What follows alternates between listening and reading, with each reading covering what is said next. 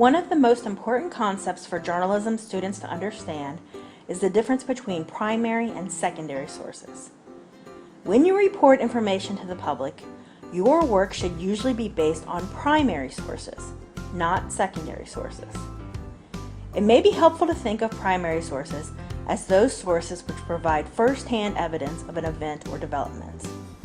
A statement from an individual who witnessed a shooting would be a primary source. However, primary sources won't always come from interviews. An original research study that found that adults need at least 9 hours of sleep at night would also be considered a primary source, because it contains the research findings written by the original authors of the study. On the other hand, secondary sources are those which analyze and interpret primary sources.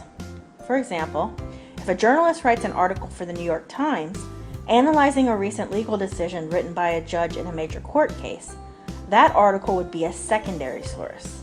The legal decision itself would be the primary source.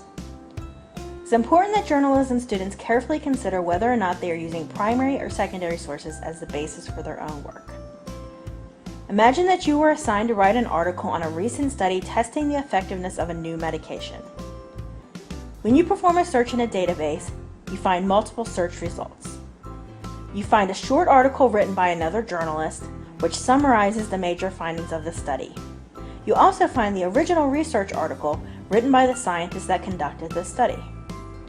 In order to provide the most accurate account of the study, you will want to use the primary source, the original research article written by the scientists, rather than the secondary source, the summary article written by the journalist. If not, you are trusting that the writer of the summary article made an accurate interpretation of the original research, which may or may not have been the case. Plus, why should a reader come to you for information if they could just get the same information in another news article?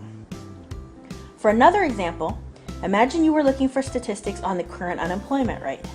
You find two sources, a report posted on the website of the U.S. Bureau of Labor Statistics, as well as a USA Today article listing facts from the report. To be sure you are providing your audience with the most accurate information, it would be important for you to read the actual report rather than just relying on the summary provided in the USA Today article. Some of the most common primary sources that you will encounter as a journalist include original research articles published in academic journals, government reports, official records and legal documents, and information taken directly from an organizational website, such as the National Institute of Mental Health. Much of the work you produce as a journalist will be considered secondary. You will gather information from primary sources, analyze and interpret these sources, and then report them to the public. By relying on primary sources, you are ensuring that your own work is based on the most factual information available.